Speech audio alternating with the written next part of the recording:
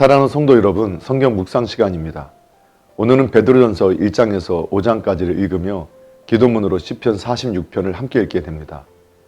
베드로전서의 내용을 살펴보면 베드로전서 1장은 사도 베드로가 흩어진 나그네들에게 보낸 편지의 앞부분으로서 앞으로 닥쳐올 믿음의 시련을 잘 극복하도록 격려하는 내용을 담고 있습니다. 먼저 베드로는 1장을 통해 시련에 대한 자신의 견해를 밝히고 있으며 또한 시련 중에 가져야 할 성도의 삶에 대한 자세로 거룩한 삶을 제시하고 있습니다. 그런데 베드로의 권고는 그 당시뿐만 아니라 오늘날을 살아가는 성도들에게도 적용될 수 있는 교훈으로서 특히 현대 문명 속에서 표류하는 영적 순례자인 우리들에게는 더욱 필요한 권면이며 삶의 지침서라고 할 수 있습니다. 따라서 우리들은 1장을 통해 베드로의 권면에 귀 기울여서 영원한 본향인 천국의 시민에게 요구되는 삶의 태도를 갖추어야 할 것입니다. 베드로전서 2장은 1장에 이어 말씀으로 거듭난 성도들이 하나님의 백성으로서 지켜야 할 의무에 대해 계속적으로 권고하고 있습니다. 2장에 나타나 있는 베드로의 권고는 선택된 백성들이 가져야 할 사회적 태도에 대한 언급으로서 사회 제도에 대한 태도와 섬기는 자로서 갖춰야 할 태도를 구체적으로 제시해주고 있습니다. 베드로의 이러한 권면들은 특히 현대사회 구조 속에서 행동 지표를 찾지 못해 갈등을 겪고 있는 오늘날의 성도들에게 하나님의 선택된 백성으로서 갖춰야 할 사회적 행동 양식에 대해 많은 시사점을 주고 있습니다. 베드로전서 3장은 크게 두 부분으로 나눌 수 있습니다. 첫째 부분은 2장 13절에서부터 시작되고 있는 기독교인의 사회적 책임 중에서 남편과 아내로서 지켜야 할 책임과 신자의 생활 원리에 대해 포괄적으로 언급되어 있습니다.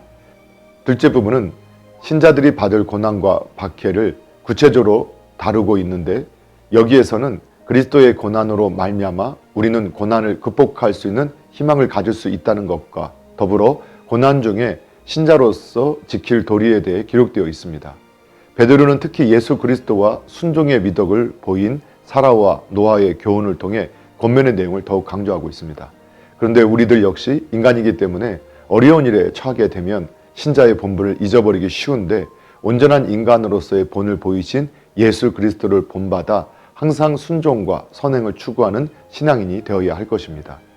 베드로전서 4장을 통해 베드로는 신자들이 고난을 받더라도 그것은 신앙의 연단이므로 고난 중에서도 사랑으로 이웃에 대하여 섬기는 태도를 가져야 한다고 말하고 있습니다.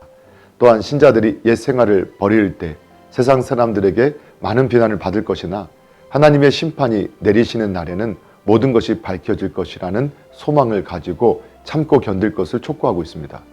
그런데 4장의 내용 중에 마지막 부분은 이방인의 생활을 완전히 벗지 못한 초신자들에게 많은 시사점을 주고 있습니다. 특히 초신자들이 옛 생활을 버리고 그리스도 안에서 새 생활을 하게 될 때 세상 사람들의 비난과 유혹의 손길은 상당히 거센 것이어서 자칫하면 그리스도인이 된 것을 수치스럽게 생각하기 쉽습니다.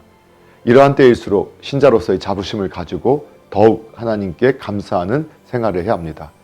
베드로전서 5장에서 사도 베드로는 특별한 지시를 하고 있는데 먼저 장로들에게 목양의 원리에 대해 권고하고 또한 젊은이들은 장로들에게 순종해야 함을 일깨워주고 있습니다.